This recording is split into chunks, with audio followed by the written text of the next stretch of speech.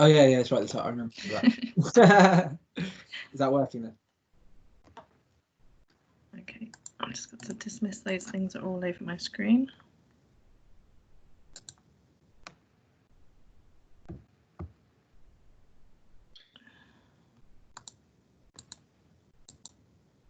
I don't know if you've got your camera on, Joe. I can only see Chris at the moment. No, I haven't, because I'm surrounded by pets at the moment. Right, okay.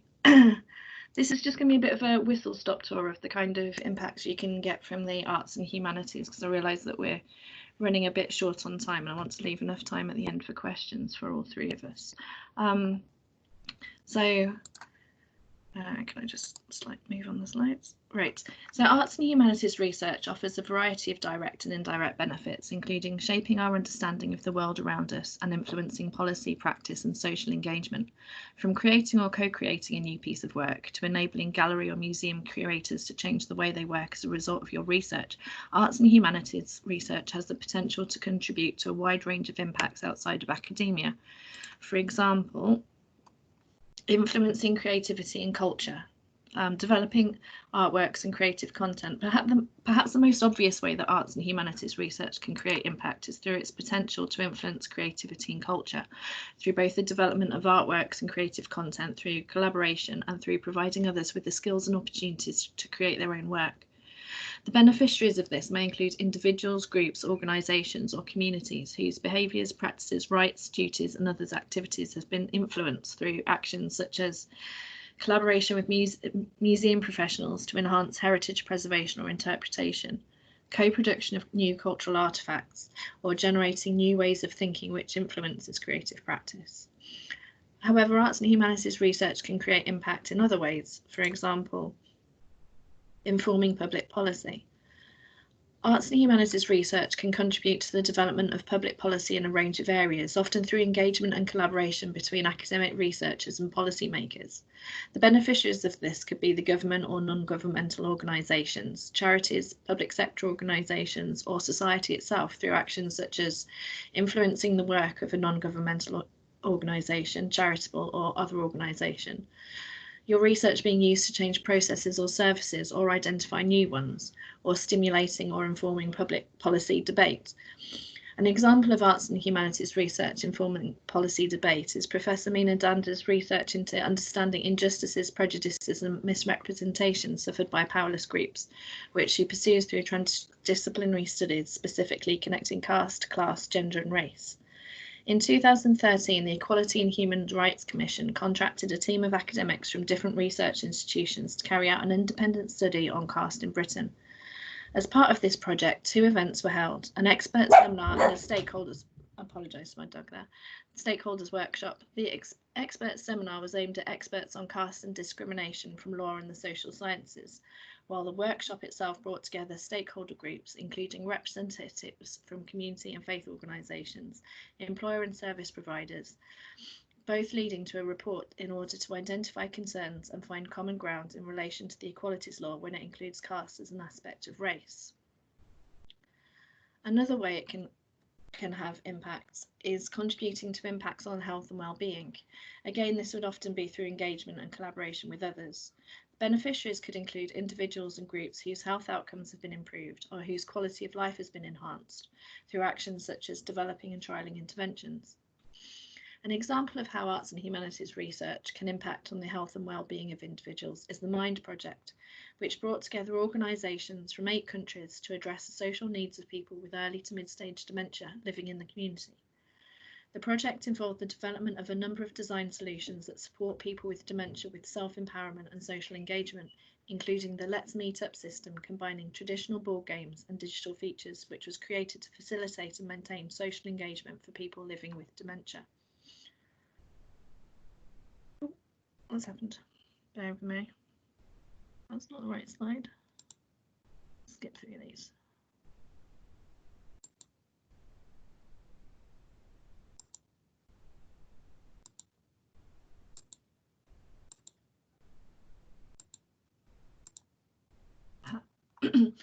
Arts and humanities research can also contribute to influencing impacts on the rights, duties, behaviours, opportunities, inclusion, quality of life of those in society.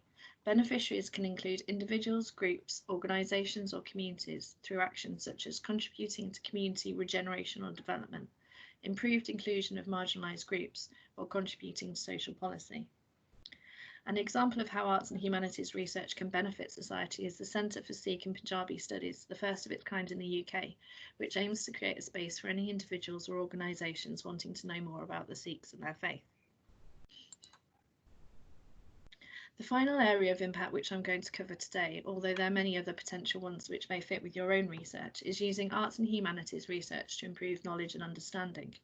The beneficiaries of such impact could include individuals, communities and organisations whose awareness of participation or engagement has been enhanced as a result of your research through activities such as informing public attitudes and values, engaging the public with research to improve their ability to make informed decisions, and enhancing understanding of issues and phenomena. An example of how arts and humanities research can do this is the Big Data project undertaken by the Statistical Cybermetrics Research Group. This included the development of a computer program to assess whether social media posts contain positive or negative sentiment and how strong that sentiment is. The project is now being developed to apply to real-life situations, such as how transport authorities can change road layouts based on drivers' level of stress. So that concludes my short overview of the kinds of real-world impacts which art and humanities research can have. If you've got any questions or comments for myself or Chris or Ben, feel free to put them in the chat box, or you can contact us after the session through our impact mailbox, impact@wlv.ac.uk. Thank you.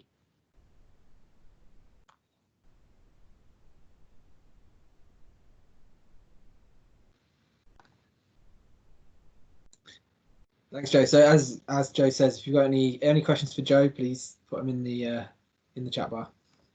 I think Mina's in the room, and I'm just wondering, perhaps I'm quite interested in Mina's research and whether she could just perhaps tell us a little bit about it, and perhaps her experience of perhaps working with you.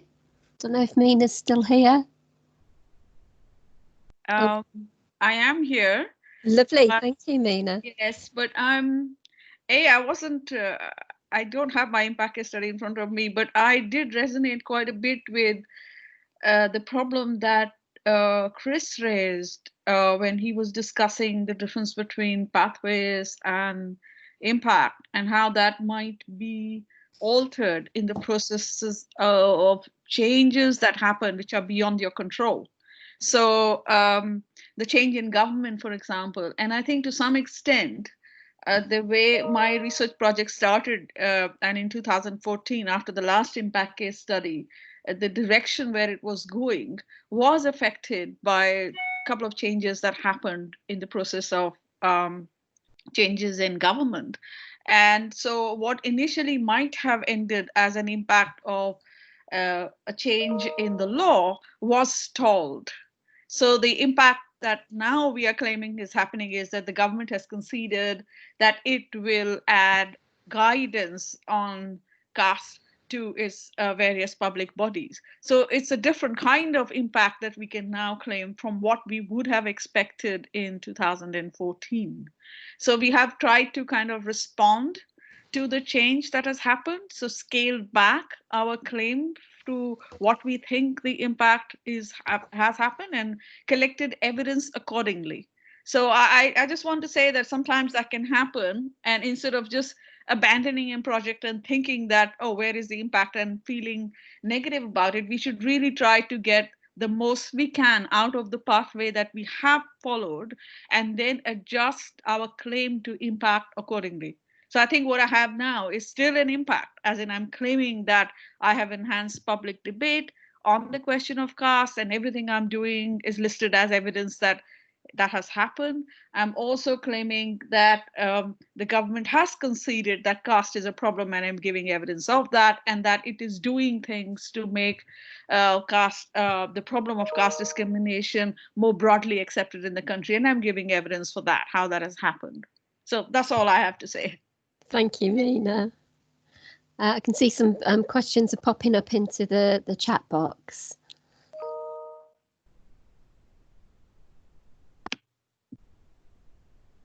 So Answer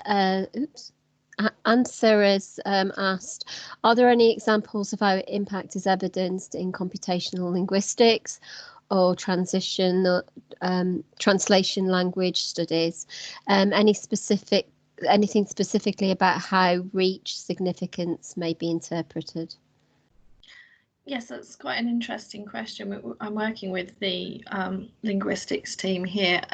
A lot of it's working with organisations and governmental organisations, so the impact would be evidenced through the discussion in policy documents, things that have changed as possibly an indirect or a direct result. Lovely. A question about impact. How is impact evidenced in theoretical research? I'm a PhD student in education, and I'm asking this because my research has no empirical work. Yeah, I think that's actually a really good question, because I think the UKRI, when they had these very specific impact sections in the applications, were sort of pushing everyone to have impact with their research, and they've removed them now, but still said impact's really important, you still need to talk about it. But I think they may, in my opinion, they've really opened the door a little bit more for people who are theoretical researchers, whose research doesn't necessarily have a very clear impact, but they're contributing in other ways. You can still apply for that funding. You can still show the ways in which your research is going to be important, and you can still be doing that kind of blue sky research. So I think there is research which doesn't necessarily lend itself to impact, and you shouldn't necessarily go, I'm changing everything to have impact. That being said, the example I used before with the theoretical quantum physicists is, if you sit down and have a think about it, there are ways in which you can achieve impact. And I think actually the Fabrice, who heads that group, has actually had a meeting with Minas about potential projects going forwards. I think Ben as well. So there are ways in which you can turn that theoretical work into impact if you want to. But actually, there's no reason why you can't be a very successful researcher in a theoretical side of research that doesn't really have impact. You just have to look through different routes and look in different ways. So there are options for you. Thank you. We've had a request to see Joe's dog from Catherine. I know Catherine has dogs herself. Do we have any other questions or comments for our? Okay. I have a question, if I may. Sorry, I've opened the mic, but that's okay. Okay. So my question is, because the period now for impact studies has extended, I believe, to the 31st of March or December, 31st of December for the impact case study and the final, yeah. So 31st of December, which means that initially our period we had ended was July. And for example, in my case study, I have recently got this Marie Curie Fellow grant, which is on a topic which is connected, freedom from caste, to what I'm doing. And as a part of that project, we will be doing similar things, raising public awareness on the question of caste, etc. Similarly, I'm meeting with and talking with NGOs and involving them. So this wasn't a part of my initial case study, but I'm wondering now, because the period has extended, would it be beneficial to actually add that too, particularly also because we can claim €250,000 as funded research. So that's my question. I know, so maybe I should have asked this separately, but it's my question because of the extended period. Can we actually extend our impact case study to also include that new development? Joe, you know the case study. Well, I think we can have a more detailed conversation outside of here, but I don't see why we can't start including it, as long as we can sort of weave it into the wider narrative that we're discussing within your impact case study. Certainly if we can make the claim for the additional impact that it's generating. So but we'll have a chat about that. if anyone's confused about what Mina's asking, so for the ref impact case studies, there's a certain time period that we claim impact from, which is the 1st of August 2013, and it was until the 31st of July 2020, and we found out essentially this morning that because of COVID, they're extending that 31st of July to 31st of December. So it means that some of our projects might be able to add a little bit more impact to their impact case studies. I think we had, so there was a question about English literature there. There is, from Joe, Sarah. I don't know if you've got, I don't know much about what kinds of impacts English literature have been doing. I just need to read the question. Bear with me a second. I need to. It's I'm studying English literature, looking at a specific genre and struggling to know where to start with impact. Any advice? And that's actually a really interesting question. I mean, I'm only working with a couple of English literature researchers at the moment, but a lot of it comes through their work itself. So they're building it onto, they might have conferences or presentations of their work, readings. Then they're trying to discuss with the attendees what kind of changes this has made. It might even be the curators of the events that they've been working with, to see how their involvement could potentially shape practice, perhaps getting more Black country research and literature into the public eye. So it's really very much depends on the work that you're doing, but there are plenty of opportunities, and we can maybe have that discussion elsewhere as well. Okay. Got lots of nice comments coming in saying thank you. It's been a really informative day, fab morning, informative and inspiring. So, yeah. Are there any more questions before I thank our presenters and close this session? Tell you a little bit about what's happening this afternoon. I think I'll just echo again that if you want to talk to us further, then email the impact@wlv.ac.uk email address. I'd say we'd even talk to external people, but I think some of the universities I've seen pop up, Staffordshire, you can go talk to Jackie Reynolds.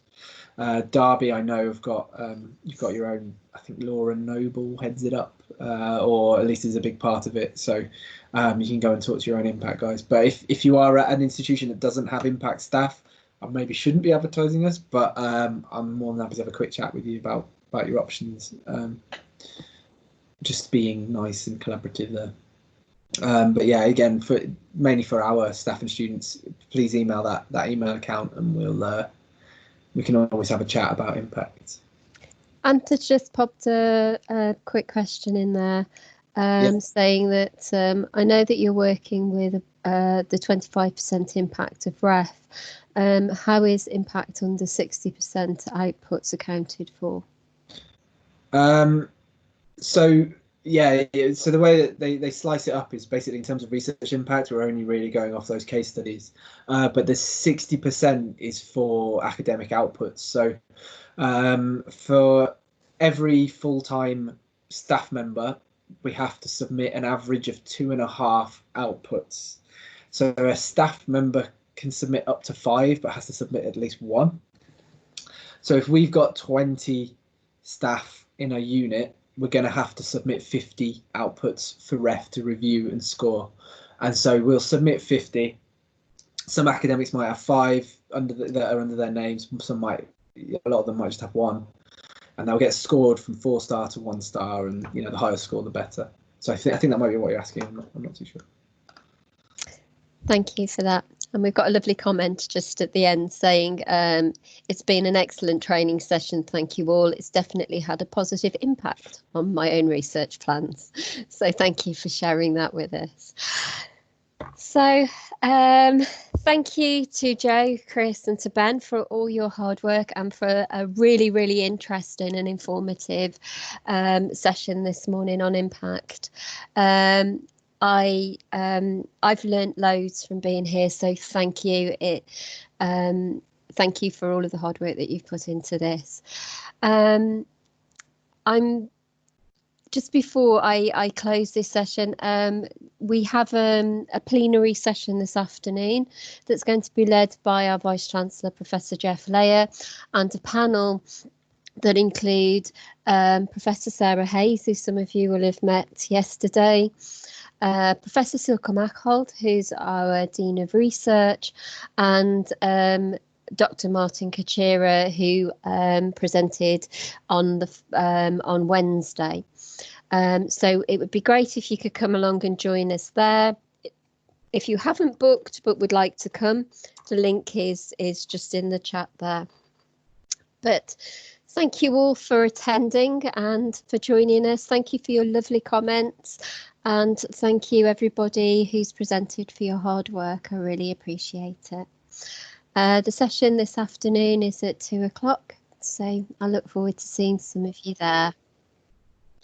Thanks everyone. Thanks, Deb. Thank you. Bye everybody.